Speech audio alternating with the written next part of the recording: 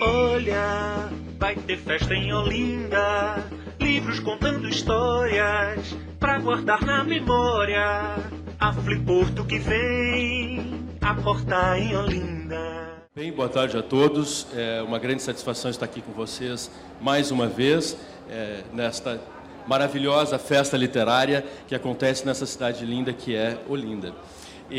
Eu tenho o grande prazer de apresentar dois queridos amigos, que é a Catherine Rosenfield, que mora em Porto Alegre, cidade onde eu morava até há pouco tempo, e o François Julien, que mora em Paris e que me recebeu também em janeiro de 2009 como professor visitante lá no Instituto do Pensamento Contemporâneo, que é o espaço que ele dirige na Universidade Denis Diderot, Paris 7. Eu vou fazer uma rápida apresentação dos dois, tá? Vou interferir o mínimo possível nessa conversa, né? A ideia é que seja uma conversa bastante informal. A Catherine vai propor algumas questões ao François Julien. De vez em quando eu talvez faça alguma intervenção, se a Catherine concordar e me permitir, se o Julien achar pertinente também. E nós estaremos também abertos às perguntas de vocês, acho que por escrito, né, que chegam as perguntas aqui no palco. Então, fiquem à vontade, por favor, de proporem as questões que vocês acharem pertinentes. A Catherine Rosenfield é austríaca, residente no Brasil desde 1984. Doutora em Ciências da Literatura pela Universidade de Salzburg, dedica seus estudos a temas da estética, da filosofia e da literatura, literatura brasileira, psicanálise e arte. É professora adjunta da Universidade Federal do Rio Grande do Sul nos programas de pós-graduação em Letras e em Filosofia. Ela tem diversos títulos publicados, entre eles sobre ensaios da obra de João Guimarães Rosa e uma nova edição da tragédia Antígona, de Sófocles. E, aliás, eu soube que está publicado esse em inglês também, tem uma edição em inglês. É uma honra para os intelectuais brasileiros, cara, que é difícil publicar fora do país, né? Então, Antígona de Sófocles, em conjunto com Lawrence Pereira, né, para a montagem da peça dirigida por Luciano Alabarce, que é um famoso diretor do Rio Grande do Sul, em 2004. François Julien é um dos filósofos franceses mais em evidência na atualidade. Especializou-se em pensamento chinês e afirmou-se como um importante teórico do diálogo intercultural no contexto do mundo globalizado. Desenvolvendo uma conceituação muito própria e muito pertinente para a gente entender, né, essa dinâmica do processo de globalização, né, no mundo contemporâneo. Quer dizer, indo muito além, no meu entendimento, né, das ideias e dos conceitos padrões que a gente vê por aí. É professor na Universidade Denis Diderot, como eu disse antes, a Paris 7, onde dirige o Instituto do Pensamento Contemporâneo. É membro sênior do Instituto Universitário da França e já presidiu o Colégio Internacional de Filosofia e a Associação Francesa de Estudos Chineses. Ele dirige atualmente a revista Agenda do Pensamento Contemporâneo, editado pela Flammarion, que é uma importante editora na França. Desempenha também papel de consultor para empresas ocidentais que desejam se instalar na China. Seus livros são traduzidos em uma vintena de países, inclusive no Brasil. Aqui ele tem diversos títulos publicados, né, tais como O Diálogo entre as Culturas, Do Universal ao Multiculturalismo, Tratado de Eficácia, Figuras da Imanência para uma leitura filosófica do I Ching, do Tempo, Elementos para uma filosofia do viver e diálogos entre Rousseau e Mencius. São alguns dos títulos que ele tem publicado no Brasil. Bem, dizendo isso, então, fazendo essa rápida apresentação, eu passo a palavra a Catherine Rosenfield, né, que tem já algumas questões a nos propor. Obrigada, Gunther. Eu fico muito feliz de estar de novo em companhia do François Julien, que, pelo visto, vem cada vez mais para o Brasil e desenvolve um interesse cada vez maior pelo nosso país. Eu fiquei pensando muito em você, François, nos últimos dias, porque essa festa literária aqui em Olinda, ela foi um pouco um marco de problemas que tocam a sua obra, o diálogo entre as culturas. Nós ficamos aqui encontrando muitas pessoas de muitos muitos lugares diferentes. Nós levantamos temas de uma diversidade, de uma multiplicidade incrível, e a todo momento voltou a ideia, quase o novo ideal da diversidade, da multiplicidade, da alteridade, ao mesmo tempo que se infiltrava um pouco a dúvida se essas multiplicidades não trazem também o perigo de uma espécie de homogeneização, né? Por exemplo, nós conversamos muito sobre cultura, né? Cultura pop, culturas cada vez mais voltadas para o diverso, o reconhecimento, né? De grupos cada vez mais numerosos, etc. Mas depois a gente vai para casa, abre a televisão e lá está o mesmo programa, né, que se vê no mundo inteiro, e a gente começa a se perguntar se isso é diversidade, multiplicidade, ou se em nome dessa diversidade, da multiplicidade, nós não chegamos, na verdade, a uma espécie de pasteurização, de homogeneização cultural, que apaga, na verdade, todas as diferenças. Então, eu acho que é uma ótima oportunidade que esse congresso, essa festa literária, se encerre com uma conferência sua, porque você, talvez, entre os pensadores contemporâneos, o que mais se preocupou em tematizar esses três conceitos, né? O universal, que parece estar em desuetude, né? Parece ser não mais muito prezado, né? Como conceito, parece que é um conceito que pertence a uma outra época, mais conservadora, mais clássica, né? E que não teria mais nenhum lugar aqui. Ao passo que nós tendemos a valorizar, ou talvez sobrevalorizar, aquilo que diferentes grupos têm em comum, né? Então, a criação de grupos ou quase lobbies, né? Minúsculas, né? Que se reforçam internamente, e o uniforme, né? Aquela cultura mundializada ou globalizada que permite que nós vejamos e convivamos em todos os lugares do planeta nas mesmas condições bastante insípidas, né, do ponto de vista da arquitetura, do cinema, etc. Então, eu acho que eu gostaria de que você começasse com essa diferenciação de três conceitos que permitem repensar, né, a nossa valorização ou sobrevalorização do múltiplo e do diverso. Je veux dire le plaisir que j'ai d'être à Olinda et de découvrir ce paysage avec dans le fond les immeubles de Récif, la plage, ce paysage qui vous est si familier, mais qui pour moi venant d'Europe est à la fois étrange et fascinant. Puis le plaisir que j'ai de vous rencontrer, de retrouver Günther, Catherine, puisqu'il s'agit d'un dialogue entre nous qui est maintenant déjà engagé.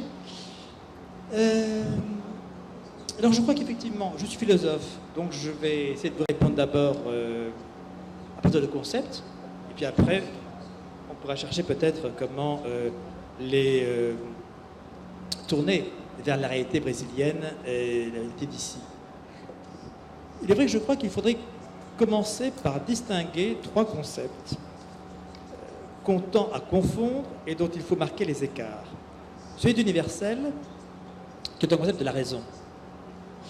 Il faut bien comprendre ce que signifie précisément universel. Universel ne dit pas que c'est toujours ainsi. Universel signifie que ça ne peut pas être autrement.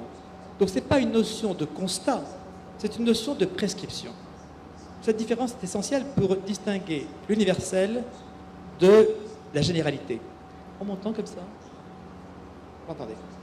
Donc distinguons l'universel du général. Général, c'est ce que je constate comme ça.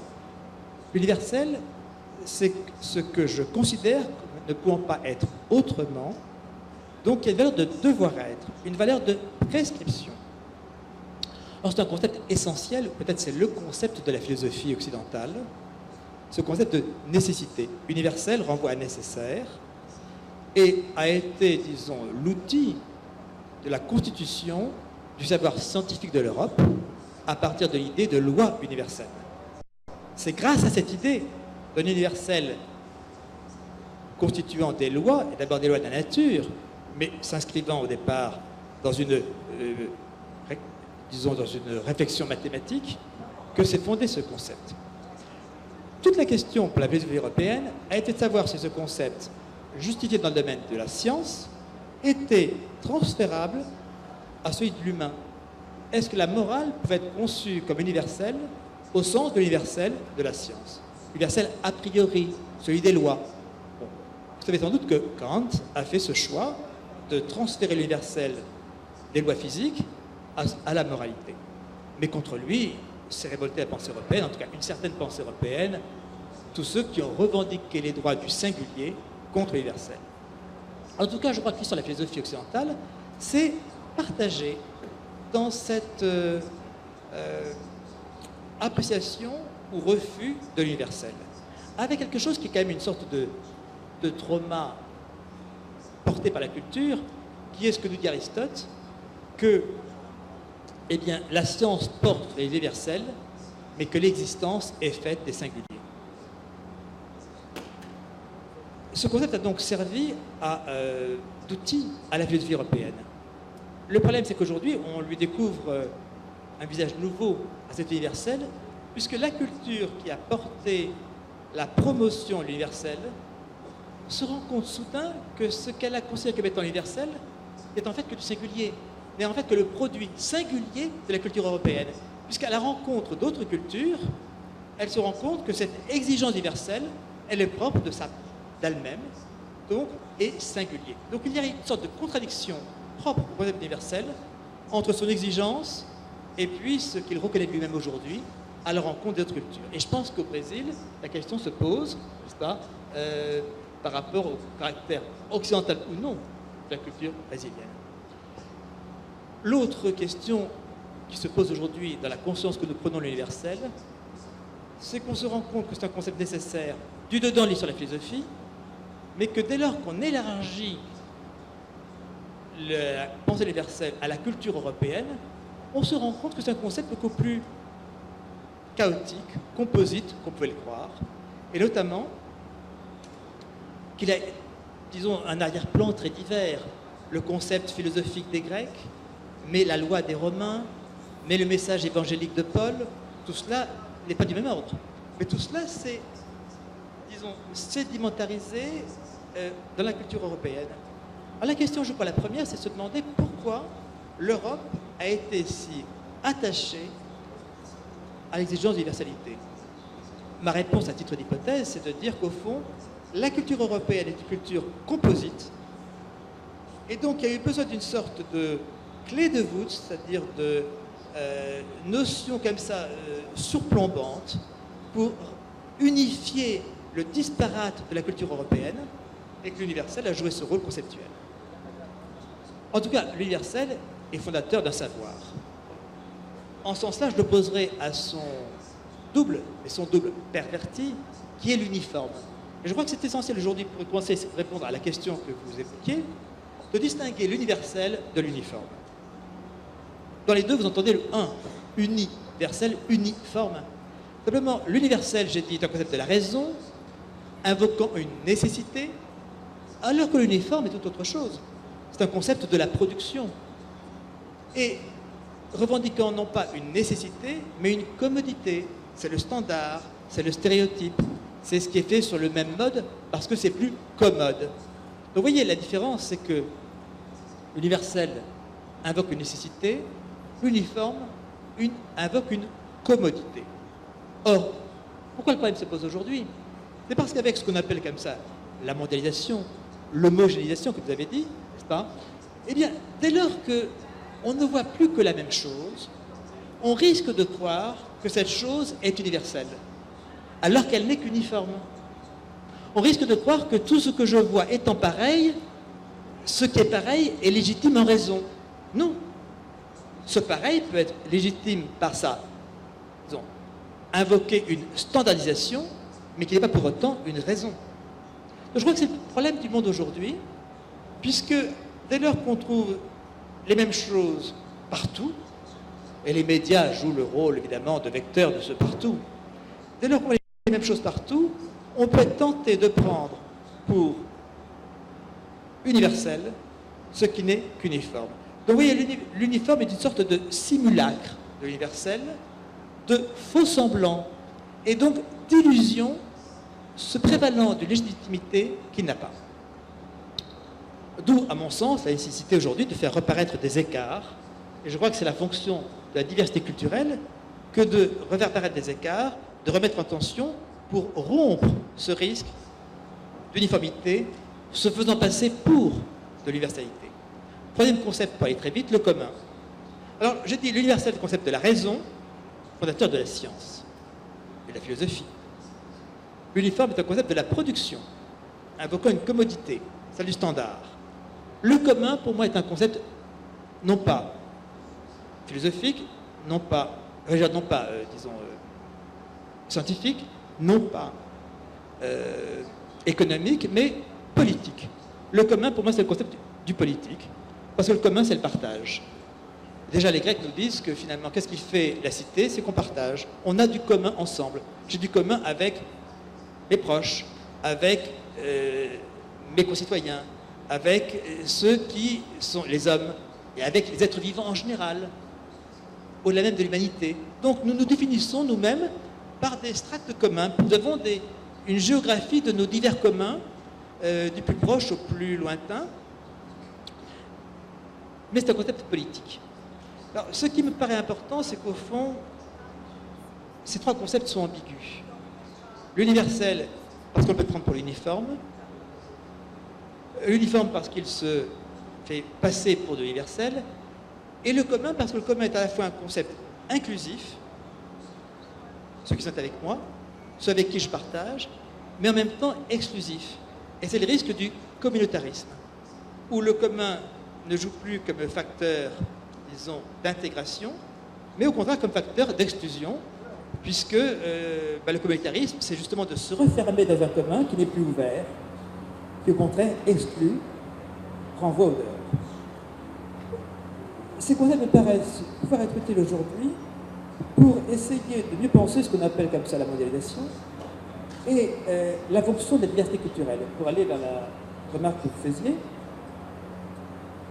le danger évidemment, c'est d'une uniformisation culturelle véhiculée par les médias.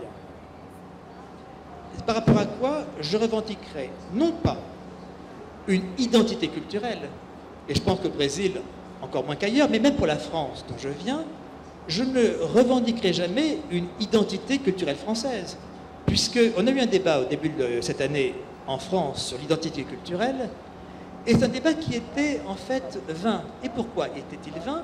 C'est parce que une culture n'a pas d'identité. Puisque une culture qui commencerait à avoir une identité serait une culture morte. Puisque le propre de la culture, c'est de changer, de se transformer. Donc, vouloir, comme ça, fixer ce qui serait une identité culturelle me paraît, disons, contre-productif, comme on dit, c'est-à-dire conduire la culture à sa mort. Par contre, ce que je revendique, c'est de faire travailler les écarts entre cultures, mais à titre de ressources. Donc, ce que ce à quoi j'appelle, ce n'est pas à défendre des identités culturelles, c'est à défendre des fécondités culturelles. Donc je remplacerai la notion d'identité culturelle par celle de fécondité culturelle. Et je dirais qu'au fond de notre époque, notre chance aussi, c'est de pouvoir circuler entre les cultures de façon à faire travailler leurs écarts, de façon à féconder des ressources. La culture est ressource, et la diversité des cultures constitue déploie ces ressources dont nous pouvons bénéficier, dont nous pouvons tirer parti aujourd'hui. Posso desdobrar pouco essa sua colocação sobre identidade cultural, que não é a mesma coisa, eu vou repetir. No Brasil, há desde o século XIX, desde Machado de Assis e dos grandes escritores e pensadores, uma grande preocupação em definir a identidade brasileira. Então, o que você diz sobre Vamos deixar de lado a questão da identidade, na medida em que ela define demais, ela dá uma forma demasiadamente circunscrita, limitante, e vamos nos interessar muito mais pela fecundidade cultural. Eu acho isso é uma questão, uma proposta sua que me parece extremamente interessante.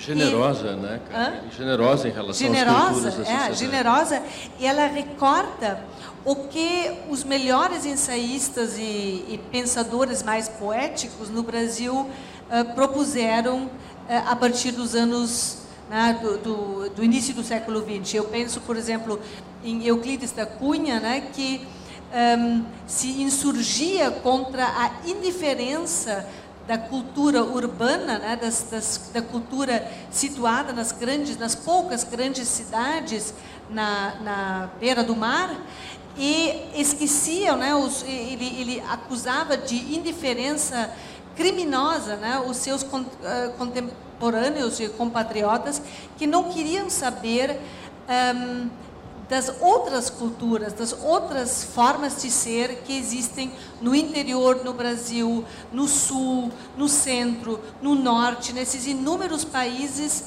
dentro do Brasil, né, que é uma espécie de exterioridade interior do Brasil, desse país tão vasto. Então, eu acho que esse me parece um ponto muito importante nesse momento em que a nossa capacidade de imaginarmos de maneira generosa e criativa, a fecundidade cultural, em vez de nós nos fixarmos numa identidade, é cada vez mais ameaçada pelos fatores decisivos, né, que é a mídia, que tenta sempre, em função de valores econômicos, em função de valores de mercado, a deixar de lado justamente essa riqueza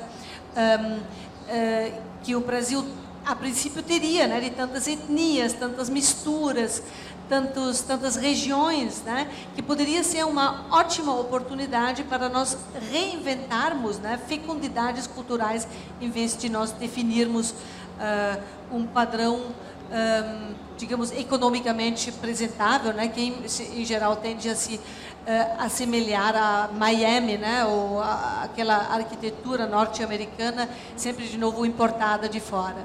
Então, gostaria que você, se puder, desdobrasse um pouco essa problemática da identidade e da fecundidade.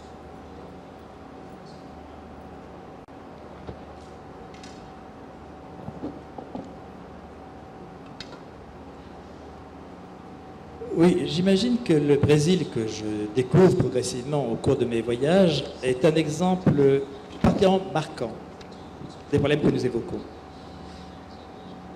Parce que c'est sans doute au Brésil, plus qu'ailleurs, que la notion de ressources culturelles peut jouer.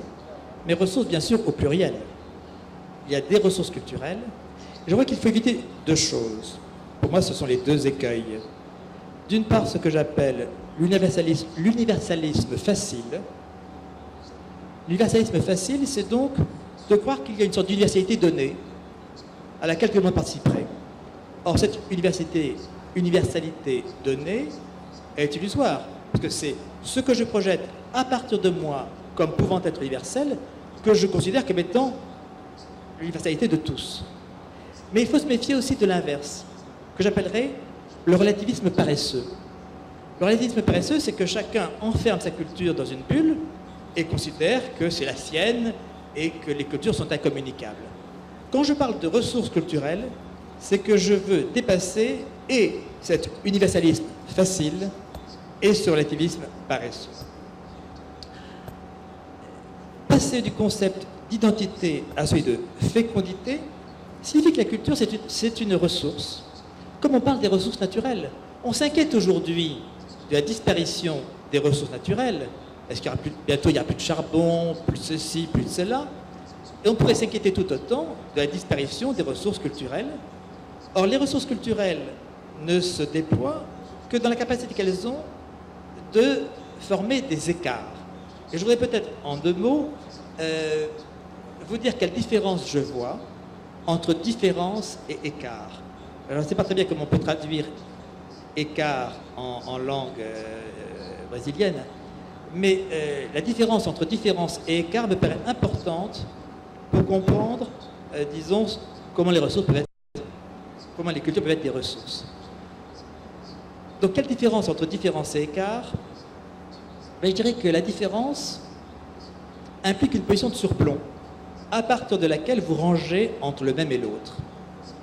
Et différence renvoie à identité.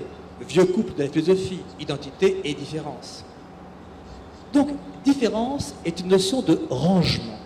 On range quand on parle de différence. Alors que écart signifie autre chose. Écart, c'est comment peut-on s'écarter? Quel embranchement cela sa forme? Jusqu'où peut aller l'écart? Donc, écart est une notion non pas de rangement, mais je dirais de dérangement. C'est une notion exploratoire, heuristique. Jusqu'où va l'écart? Jusqu'où vont les écarts possibles de la pensée? Et écart me paraît intéressant, non pas parce qu'il s'arroge, il s'attribue une position de surplomb à partir de laquelle on range entre le même et l'autre, parce que l'écart met en tension. Et c'est par la mise en tension que je vois les ressources culturelles. C'est que les ressources culturelles, en s'écartant les unes des autres, c'est-à-dire en se déployant comme autant de possibles divers, se mettent en tension. Et en se mettant en tension, créent une réflexivité. C'est pour ça que je parle d'un relativisme paresseux. C'est que le relativisme paresseux clôt dans des mondes, les cultures comme étant des mondes isolés. Non, l'écart, quand je parle d'écart entre les cultures, écart mettant vis-à-vis l'une et l'autre, et en même temps qu'elle les met en tension, eh bien, elle crée de la réflexivité entre eux. L'écart ouvre un espace de réflexivité, parce qu'il organise du vis-à-vis entre les cultures. Du vis-à-vis, c'est-à-dire du dévisagement. Donc, il me semble, si vous voulez, que si j'en reviens, comme vous me proposiez, au cas du Brésil, ce qui fait la richesse du Brésil, c'est des ressources. Et ce n'est pas seulement des ressources naturelles, c'est des ressources culturelles, des ressources qui sont dans leur diversité, parce qu'il y a effectivement des populations diverses avec leur culture, leur tradition, leur langue, tout cela. Le risque, évidemment, c'est pas seulement l'homogénéisation, l'uniformité, le standard qui vient effectivement d'une sorte de mythe culturel très pâle, de nulle part, véhiculé par les rouages économiques, parce que c'est la commodité du marché, des images, des médias, etc. Mais je crois que justement, l'important, c'est de promouvoir ces diverses cultures qui sont la richesse du Brésil en faisant travailler les écarts. Faire travailler les écarts. Ce n'est pas fixer des identités, c'est faire travailler les écarts pour montrer effectivement qu'il y a des possibles divers et que l'humanité, eh bien, a connu des possibilités qui sont écartées les unes des autres et qui donc accroissent, déploient le champ de l'humain. C'est-à-dire qu'au lieu d'avoir une vision comme ça réduite de l'humain, au fond, dès lors qu'on renonce à l'idée d'une humanité qui serait fixée d'avance par un plan divin ou par, disons, une identité naturelle, on voit que l'humanité, c'est quoi? C'est des aventures. Des aventures, c'est-à-dire des écarts dans ce qu'elle a pu promouvoir. Et donc, reconnaître ces écarts, les faire travailler, permet de déployer les possibles culturels. Mais bien sûr, en disant ça, je ne renonce absolument pas à l'exigence universelle. Mais je fais de l'universel, non pour quelque chose qui serait donné d'avance, qui serait donc une sorte d'universalité donnée d'emblée. Moi, l'universel, c'est une exigence. C'est donc quelque chose qui conduit la pensée et qui permet justement que ce développement des écarts, eh bien, au lieu de distendre l'humain et d'en perdre la possibilité, fait travailler les écarts, mais ce travail des écarts reste conduit par l'exigence universelle. Parce que, qu'est-ce qui fait le commun des cultures? C'est que tout est intelligible. C'est là que je vois l'universel. C'est que les cultures brésiliennes peuvent être aussi diverses que moi je l'imagine venant d'Europe, reste que je me dis que tout dans le culturel est intelligible. Donc il y a une faculté humaine qui est l'intelligence, qui n'est pas une faculté arrêtée, définie, qui est une faculté en chantier, et plus l'intelligence traverse des intelligibilités diverses, plus elle traverse des écarts culturels, plus elle devient intelligente. l'intelligence n'est pas finie. Donc ce que je trouve, s'il est de fécond à titre de ressources, c'est qu'au Brésil, faisant trier les écarts entre ces différentes formes de culture, il ne s'agit pas de les enfermer chacune dans son histoire, comme ça, en disant, de façon fixe, identique. Il s'agit en fait de développer une intelligence qui est contrainte à se dépasser pour traverser des intelligibilités diverses, parce que tout le culturel est intelligible. Même si, bien sûr, moi, je ne comprends pas tout. Mais disons, et si je dis que tout le culturel est intelligible, c'est parce qu'il y a une exigence qui traverse le tout, et qui est cette exigence universelle, jamais satisfaite, jamais rassasiée, mais qui porte la pensée à continuer à se dépasser. Donc, si vous voulez, la chance du Brésil, c'est qu'elle a cette diversité. Il ne faut pas qu'elle l'écrase par l'uniforme. Il ne faut pas non plus qu'elle la scinde en morceaux séparés. Il faut simplement qu'elle organise la scène n'est-ce pas, du vis-à-vis de cette diversité, de façon à montrer à la fois la diversité des possibles, explorer, aventurer, et en même temps, à travers cela, faire apparaître la capacité pour l'intelligence de traverser ce divers pour se dépasser. Encore une fois, l'important pour moi, c'est que l'intelligence humaine n'est pas finie. Elle est en chantier, et c'est en traversant du divers, en traversant des écarts, qu'elle se met à l'épreuve, et donc qu'elle est conduite à se dépasser. E l'universel, c'est la figura do dépassement. Quando você fala do ECAR, né, da distância, eu acho que nós poderíamos traduzir como distanciamento, né? Exteriorização, talvez exterioridade. Uma exteriorização, ou seja, na medida em que nós não tomamos por normal e totalmente garantido, né? As diferenças, né? Esse talvez é o pecado principal. Tomar a diferença como se fosse uma coisa que divertida, que preguiçosamente nós usamos para a nossa diversão, para a nossa dispersão, em vez de manter firme uma certa forma de curiosidade, de olhar inquisitivo, né? De olhar criativo, que mantém firme essa postura de exterioridade, né, e permite admitir que há coisas que realmente são diferentes e que nos chamam a fazer um esforço para vê-las de diferentes maneiras. Você acha que na cultura contemporânea, com as novas mídias, né, que os novos meios de comunicação, os novos meios muito maciços de publicidade, né, que nos envolve constantemente e que nos, de certa forma, oferece essa diversão fácil, né, de nem querer pensar e não ver mais o distanciamento, a diferença, como é que tu disse? Exteriorização. A exteriorização, que há uma possibilidade de resistir à sedução dessas novas formas de comunicação, na medida em que elas são totalmente avassaladoras, né? Porque toda a nossa economia ela funciona apoiando-se nesses meios de comunicação que, na verdade, tendem a todo momento nos tornar mais preguiçosos e nos tornar mais, como você disse antes, fácil, né? Fácil e preguiçoso e aceitando com facilidade demasiada o relativismo, né? da diversidade. Me permite também fazer uma observação, encaixando, acho que, na tua excelente reflexão. Considerando, François, que o universal é algo que está no domínio da razão, né, e que, estando no domínio da razão, né, ele é algo que está no registro do eurocentrismo, né, ele pode gerar resistências, né, quando vazado para outras regiões e para outras sociedades. Tá?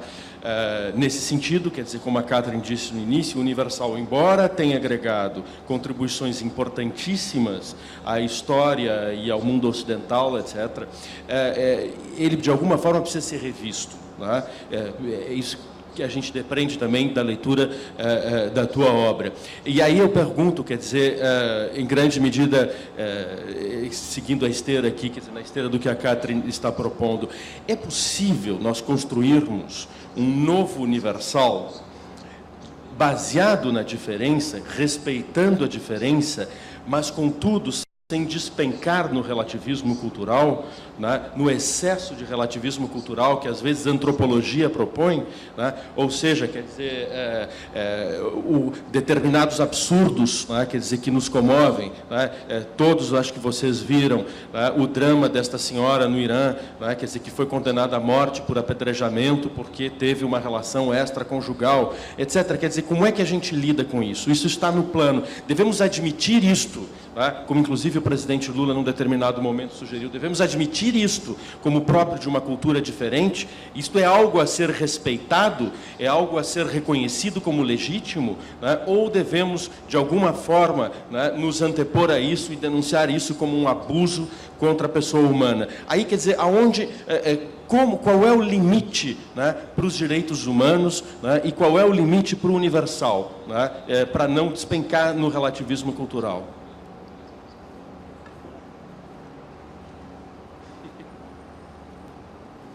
Bon, vous voyez, beaucoup de points se rejoignent les uns les autres et rendent le propos difficile, mais bon, essayons de commencer à préciser quelques points à partir desquels on pourrait réfléchir. D'abord, voilà, je crois qu'il faut sortir d'une opposition, celle de l'universalisme que j'ai appelée facile, et celle tout autant, la position adverse, de ce que j'appelle le relativisme paresseux.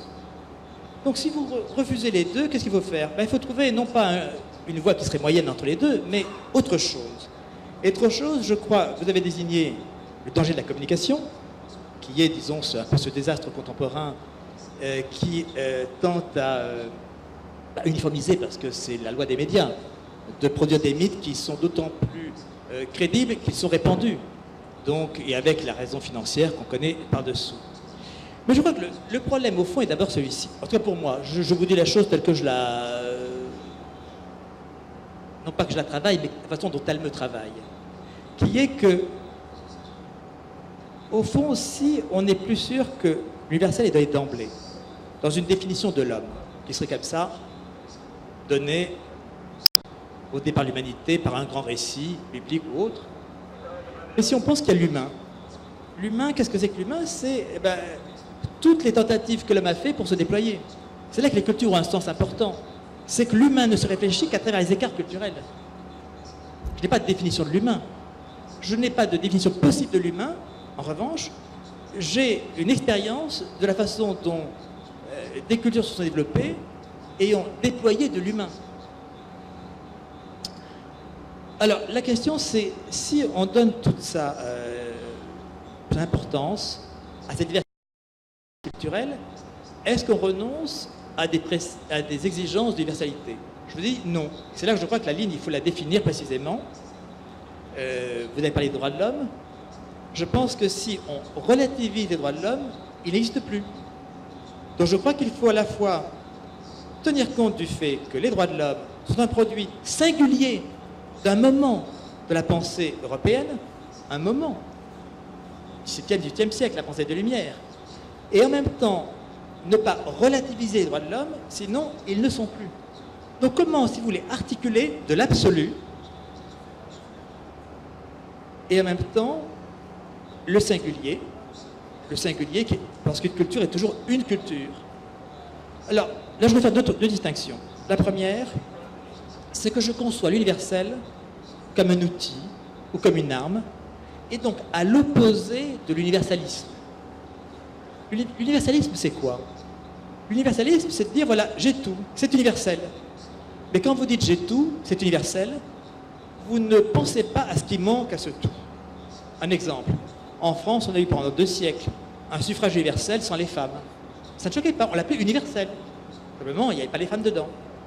Donc je crois, si vous voulez, qu'il faut opposer, si on veut garder le concept universel, c'est-à-dire en justifier l'exigence, je crois qu'il faut opposer universel à universalisme. L'universalisme, c'est de dire j'ai tout, c'est totaliser. et dire c'est donc se satisfaire. Alors que l'universel, c'est justement ce qui déclôt, ce qui rouvre toute universalité donnée. C'est par là que, si vous voulez, que j'essaierai de penser une articulation entre la reconnaissance du singulier, donc de la diversité, en même temps que l'exigence absolue par un universel dont je pense qu'il doit devoir être a priori partagé.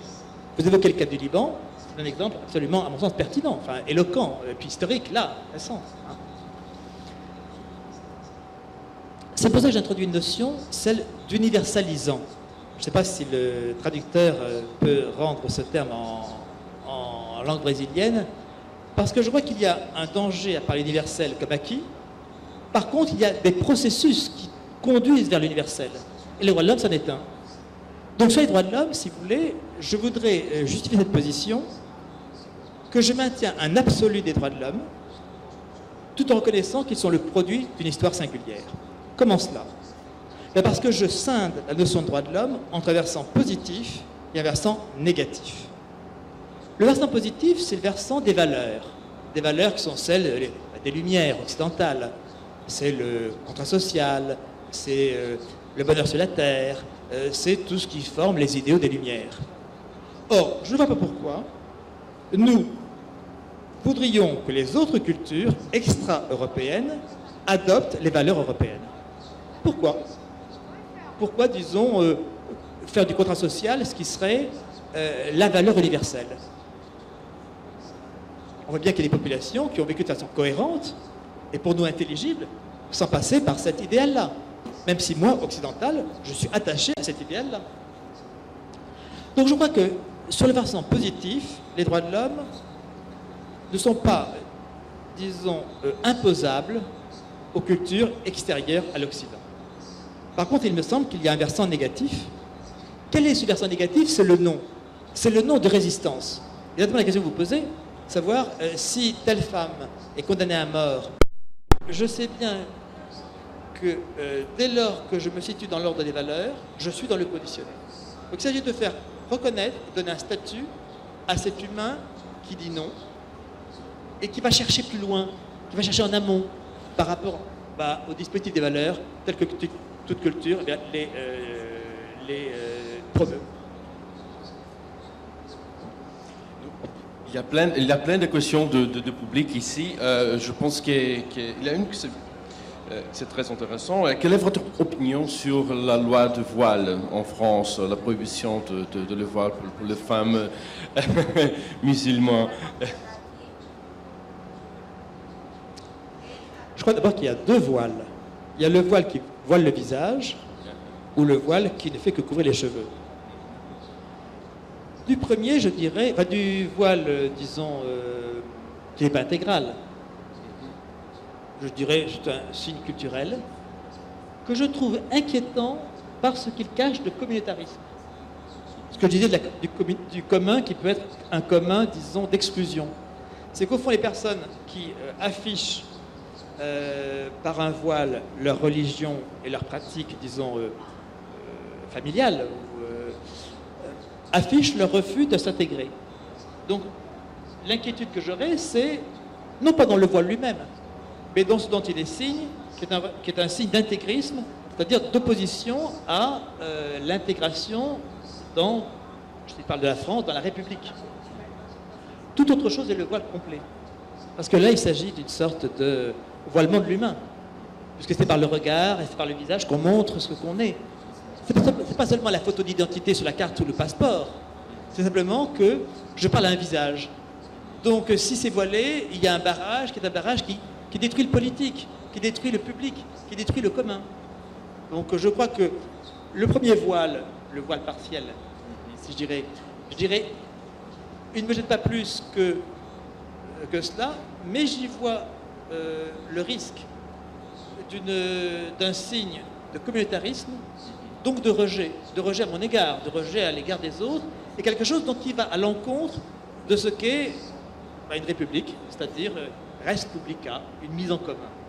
L'autre, par contre, je le refuse totalement, et j'estime juste qu'en France, on ait fait une loi pour l'exclure, même si la loi n'est pas respectée, pour l'exclure parce qu'il y a quelque chose là qui va à l'encontre du politique en général, qui retire toute possibilité au politique, c'est-à-dire qui exclut le commun d'emblée. Alors là, je crois que c'est effectivement, il faut qu'il y ait une loi, c'est-à-dire du politique qui s'exprime pour interdire, parce qu'il ne s'agit pas de défendre l'identité culturelle française, je vous l'ai dit, mais il s'agit de refuser quelque chose qui met en danger le principe même du politique, qui est celui du partage.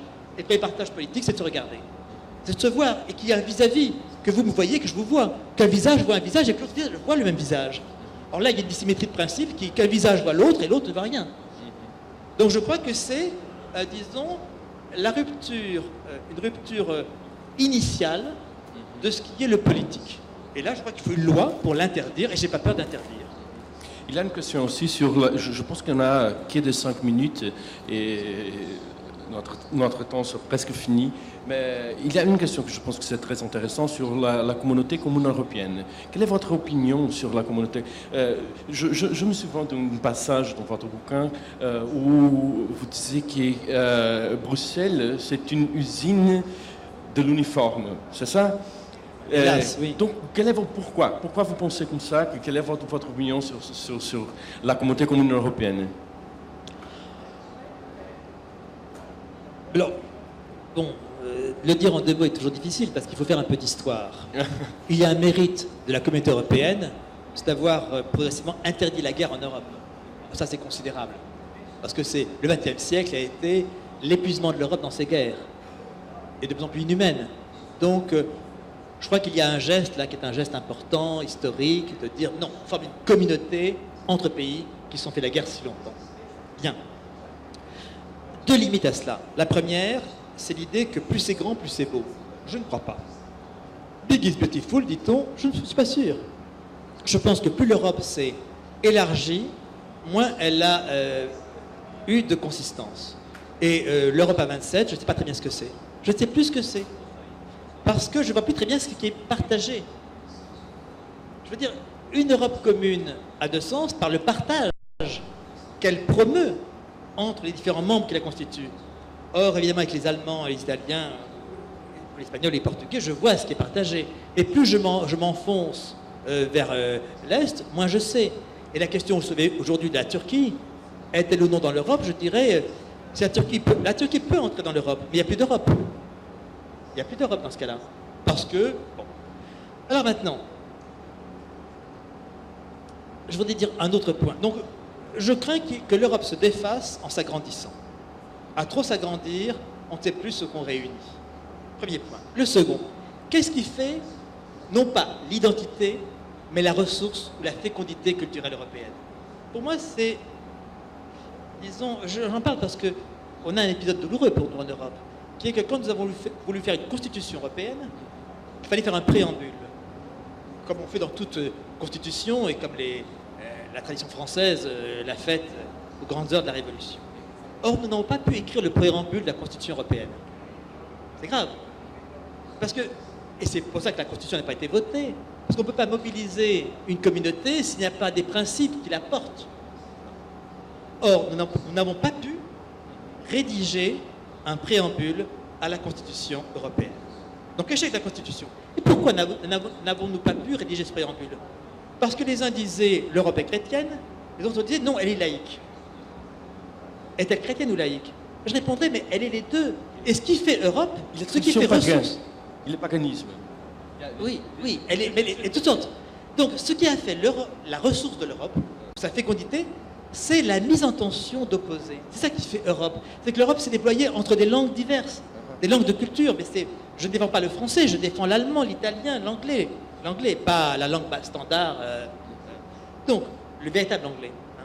Donc, si vous voulez, je crois que ce qui a fait Europe, ce qui a fait la fécondité culturelle européenne, c'est qu'elle a mis en tension une diversité.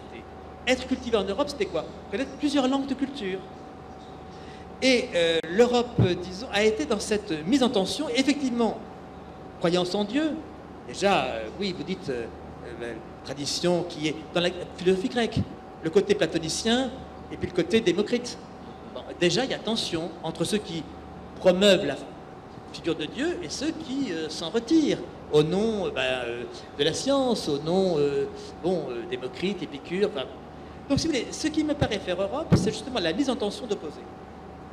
Mise en tension signifiant justement fécondité. Parce qu'on sait bien que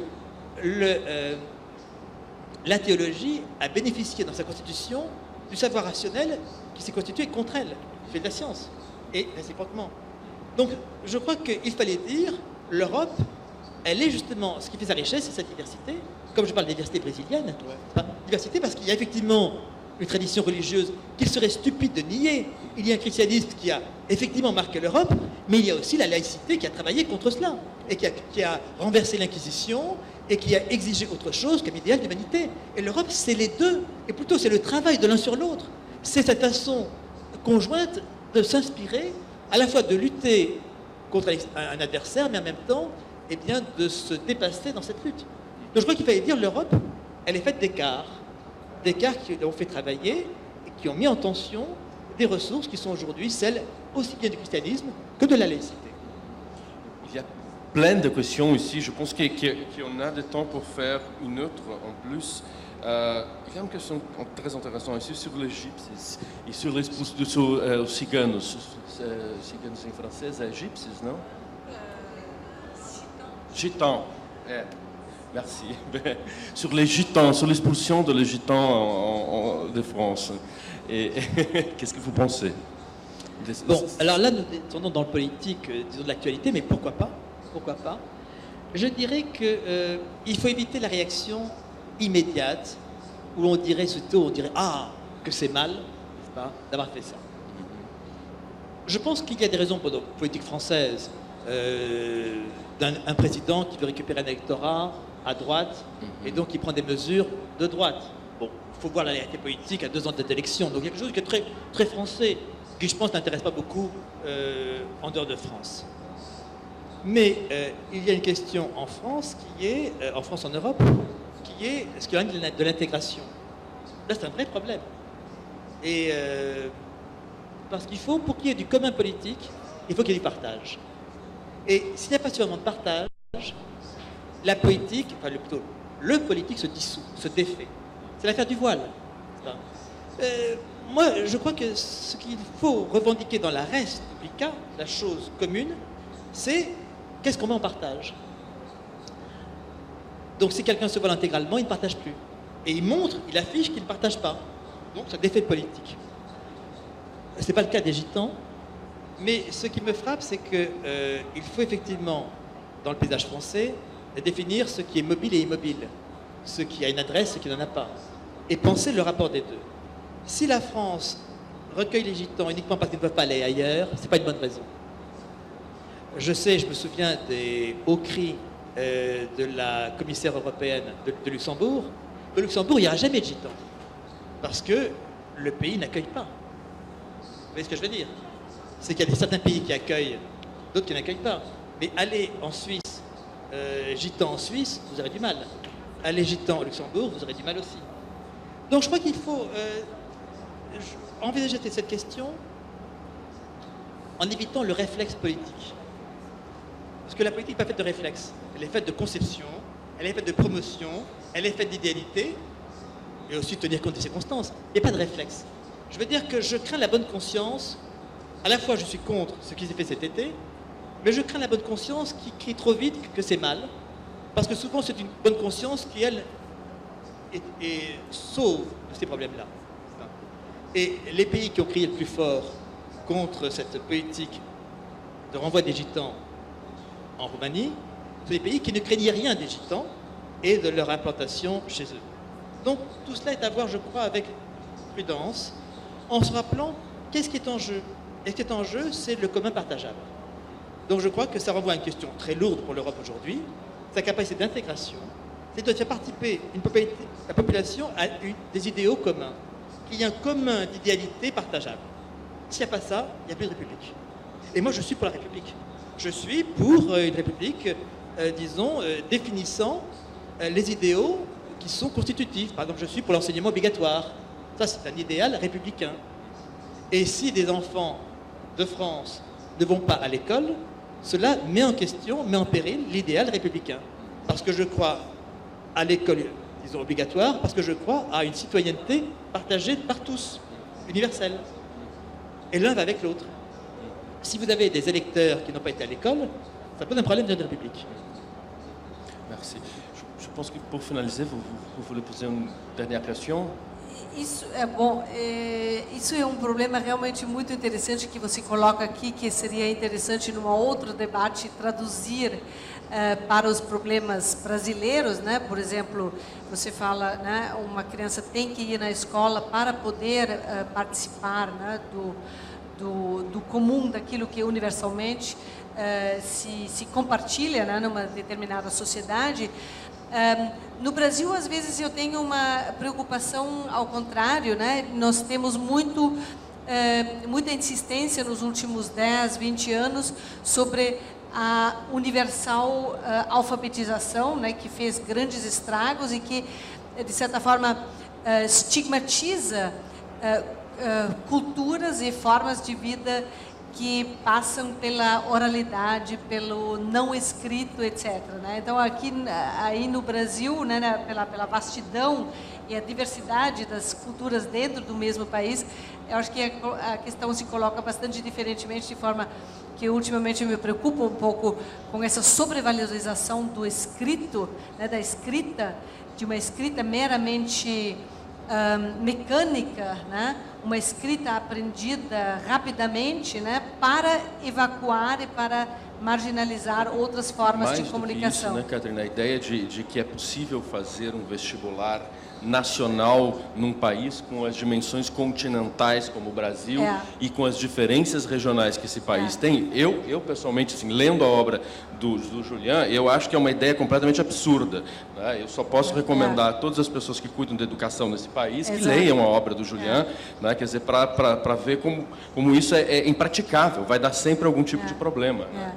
E, bom, só para terminar, né, nós tivemos um caso muito interessante durante as eleições. Nós tivemos um palhaço que se apresentou, né, como candidato e que deveria ter sido eliminado pelo critério do letrado e iletrado, né? Então ele foi submetido a um exame, né, o Tiririca foi submetido a um exame se ele realmente é capaz de ler, escrever e interpretar um texto. Ele respondeu de maneira magnífica, né? Ele disse: ok, eu faço a prova, a condição que o presidente Lula a corrige.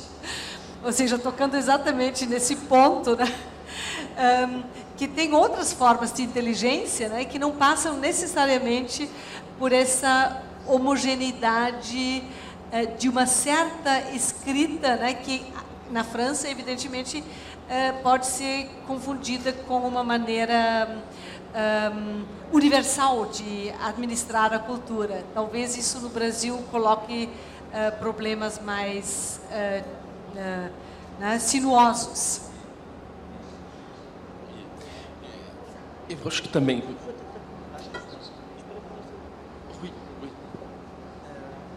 Oui, je crois que ce que vous dites est essentiel par rapport à la possibilité de... par rapport à l'humanité à venir. Il me semble qu'on ne peut pas imaginer le retour en arrière ou la sauvegarde. Je pense pour le Brésil, n'est-ce pas? Je crois qu'il y a une logique qui est que tout le monde apprenne l'alphabet et apprenne, disons, à parler la langue du pays, la langue commune. Et je pense que le sujet à venir, c'est un sujet qui va pouvoir articuler les différents niveaux. Un niveau national, un niveau local, un niveau international, et que le sujet à venir, le sujet humain à venir, soit quelqu'un qui saura jongler entre le...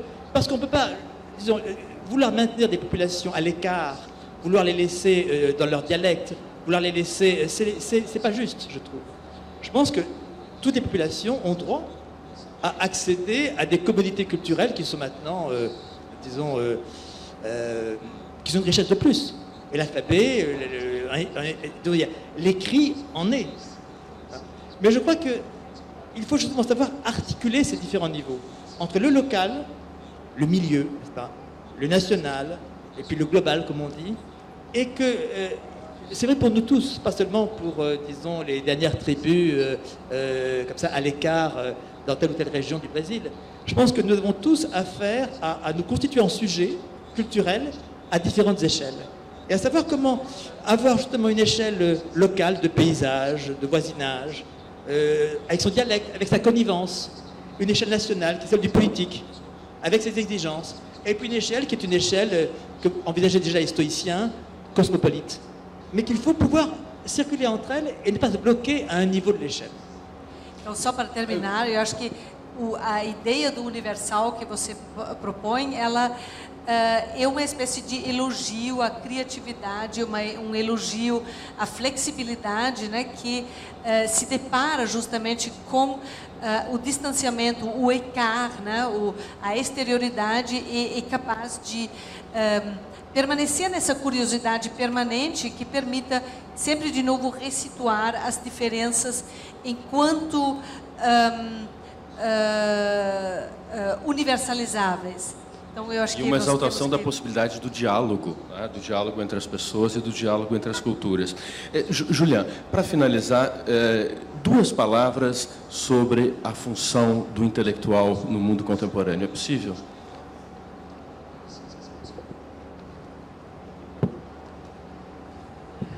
Günther, vous êtes très ironique, parce que c'est une question d'une telle difficulté. Si je veux définir d'un mot l'intellectuel, pour moi, c'est quelqu'un qui met en valeur le négatif. Si je devais me donner ma définition personnelle, l'intellectuel, c'est quelqu'un qui sait percevoir, détecter le négatif et le rendre fécond. Parce que le négatif, aujourd'hui, on est un monde, c'est du tout positif. Celui des médias, tout positif. Plus de guerre, plus de... non. La concorde parfaite. Mais non, c'est faux. L'histoire travaille. Et comment l'histoire travaille-t-elle? Par ses ferments négatifs. Donc je crois que l'intellectuel... Alors le négatif aujourd'hui n'est plus désignable. Avant c'était l'autre camp, l'autre classe. C'était l'URSS pour les USA. C'était la bourgeoisie pour le prolétariat. C'est plus vrai maintenant. Par le fait de la globalisation, le négatif s'est intériorisé. Il est donc partout, mais à titre de filon, de sillon. Et je pense que l'intellectuel, c'est quelqu'un qui sait repérer le négatif, qui travaille, et le convertir positivement, c'est-à-dire le rendre intelligent. Je crois que c'est ça, pour moi, la fonction intellectuelle, c'est percevoir le négatif et le rendre intelligent. Et ça, je crois qu'on en a besoin parce que le négatif n'est plus ciblable comme auparavant. Avant, on savait quel était le dehors, l'ennemi. Maintenant, on ne sait plus. Donc, détecter et rendre intelligent, c'est-à-dire faire accéder à l'intelligibilité. Parce qu'il y a la négative bête, c'est la guerre, effectivement. Mais dire qu'il n'y a plus de guerre, c'est faux aussi. Donc il faut... Un exemple, si vous voulez, c'est le surréalisme. Le surréalisme, après la Première Guerre mondiale, a rendu intelligent du négatif. Donc, pour moi, l'intellectuel, c'est celui qui détecte les ressources négatives et les rend intelligentes. Donc, il fait travailler. Merci beaucoup. Bem, agradeço a Catherine e ao Julian por essa tarde maravilhosa, por essa sessão adorável, e a vocês pela participação e pelas excelentes perguntas que chegaram aqui. Eu só consegui fazer 3 das perguntas que nos chegaram. Prometo que vou, as que tiverem e-mails, vou tentar dar algum encaminhamento depois para o François Julian e para a Catherine. Muito obrigado pela atenção.